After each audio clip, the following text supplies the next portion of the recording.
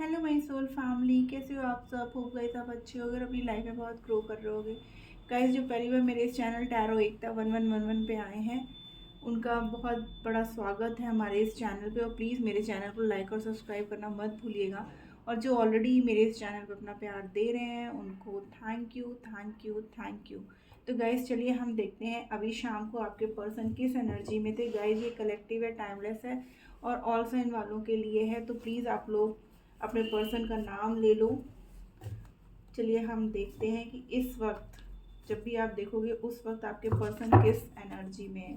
Please angels guide करिए हमारे viewers के पर्सन एट प्रेजेंट किस एनर्जी में है, क्या चल रहा है उनके मन में। प्लीज़ एंजल्स बहुत क्लियर मैसेजेस दीजिएगा।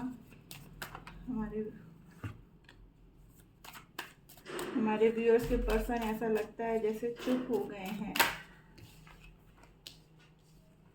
बहुत उन्होंने शांति ले ली है। क्यों ले ली है? क्योंकि वो बिल्कुल टूट चुके हैं, बिल्कुल डिप्रेशन में जा चुके हैं गाइस।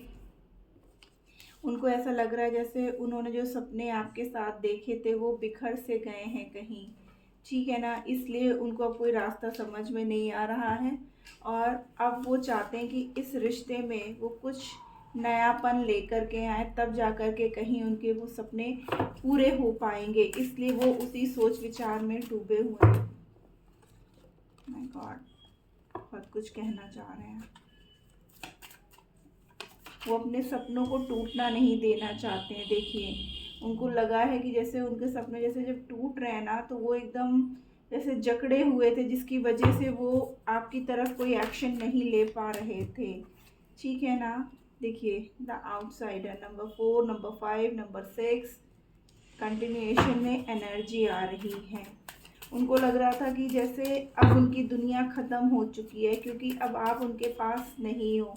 वो चाहते थे इस रिश्ते में एक नया स्पार्क हो, फिर से वही प्यार आए, फिर से वही रिश्ता जो है फिर से स्टार्ट हो। इसीलिए वो चीज़ों को जो है ना लेट गो कर देना चाहते हैं।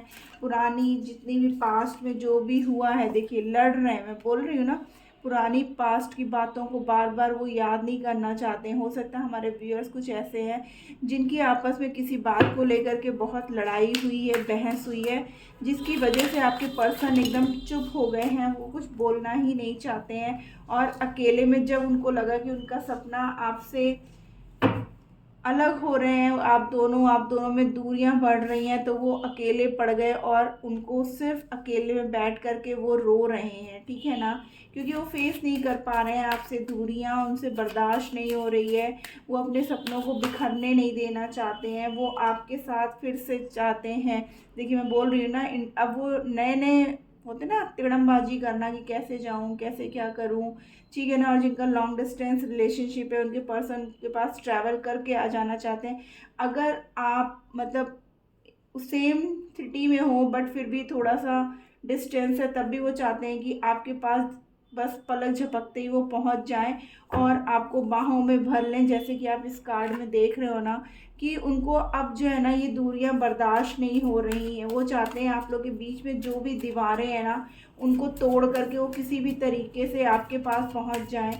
ये किसी के लिए भी हो सकता है गाइज, ये जो हमारे एक्स्ट्रा मैरिटल है उनके लिए भी हो सकता है कि अगर वो अपने पर्सन से नहीं मिल पा रहे हैं, कुछ मजबूरियां हैं, किसी के हस्बैंड, किसी के वाइफ, किसी के बच्चे, तो वो चाहते हैं ये सब दूरियां जो आपस में मिलने से रोक रहे हैं ना, तो वो सब वो क्रॉस कर जाएं और आपके पास पहुंच जाएं। क्योंकि उनको लगता है कि आपके बिना ना वो कुछ भी नहीं है। वो दूरियां उनसे बर्दाश्त नहीं है और ये वो आपको फिजिकली भी टच करना चाहते हैं, हग करना चाहते हैं, आपसे सब बातें कहना चाहते हैं गाइस, ठीक है ना। वो थक गए हैं कॉम्प्रोमाइज़ करते करते। अब वो चाहते हैं कि नहीं, अब मैं उसको पालूंगा, मैं कुछ भी कर लूँगा, भले ही हम लोग के बीच में अभी दूरियां आ गई हैं, गलत फहमियाँ हुई हैं हमारे बीच में, हम एक दूसरे को समझ नहीं पाए पूरी तरीके से। या उनको ये लग रहा था कि मतलब आपके पर्सन को ये फील हो रहा था कि खाली वही दे रहे हैं जबकि आप दे रहे थे इस रिश्ते में। तो अब वो पुरानी सारी बातों को भुला देना चाहते हैं समझदारी से। देखिए अब वो एक्शन लेना चाहते हैं इस रिश्ते में।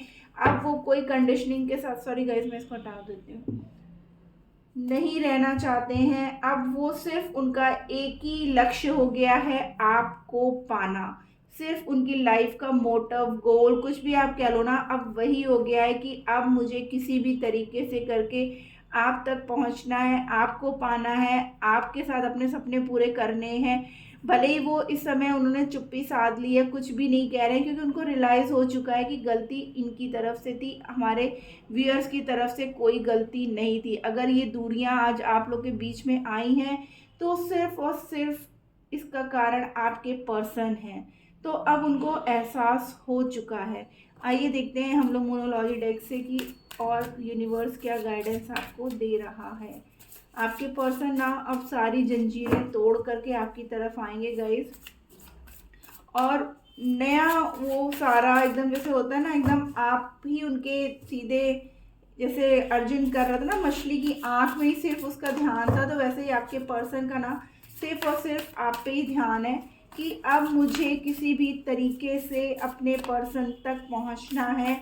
अब मैं और उसके बिना नहीं रहूँगा। मुझे जो मैंने उसके साथ हम दोनों ने मिलकर सपने देखे थे, अब मैं वो सपने पूरे करूँगा, चाहे उसके लिए मुझे कुछ भी करना हो।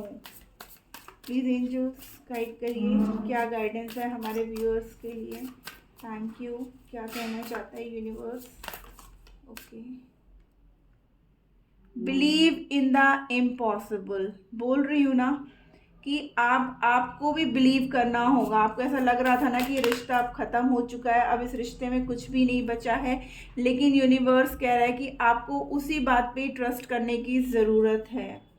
एडजस्टमेंट्स आर रिक्वायर्ड, यानी कि आपको भी थोड़ा बहुत कॉम्प्रोमाइज़ करने, जैसे यहाँ पे कॉम्प्रोमाइज़ का कार्ड आया है गाइस, कि आपके पर्सन भी अब हालातों से कॉम्प्रोमाइज़ कर रहे हैं, और यूनिवर्स भी कह रहा है कि आपको भी थोड़ा सा एडजस्टमेंट ज़रूरी है, आपको भी थोड़ा सा कॉम्प्रोमाइज़ करने की ज़रूरत है। Bring love into the situation. Wow guys, universe ने कितने क्लियर मैसेजेस दिए हैं कि आपको इस जो भी सर्कमस्टांसेस चल रहे हैं ना आप लोग के बीच में, तो उसमें आपको प्यार लाने की ज़रूरत है। अगर आपके पर्सन आते हैं आपकी तरफ, तो आप प्लीज़ उनसे लड़िए झगड़िए नहीं कि तुम ही तो गए थे, तुम ही ने सारी गलतियां की थी, बट तुमने मुझे धोखा दिया। ये सब मत करिए। थोड़ा सा आप एडजस्ट करिए, थोड़ा सा वो कॉम्प्रोमाइज़ करें, और आप अपने इस रिलेशनशिप में जो प्यार कहीं मिसिंग हो गया है ना आप दोनों के बीच में, वो आप फिर से लाओ।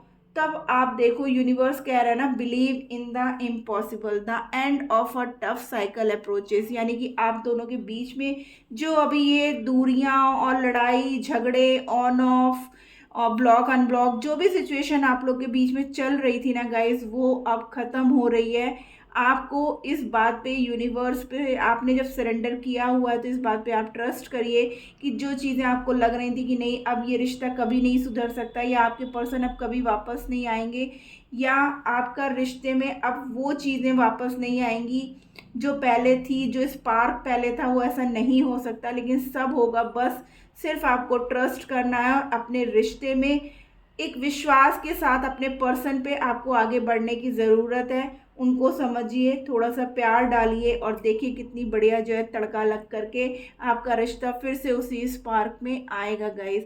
तो this was the reading. Hope आपको अच्छी लगी तो प्लीज़ मेरे चैनल को लाइक और सब्सक्राइब कर दीजिएगा। Tata bye bye, love you.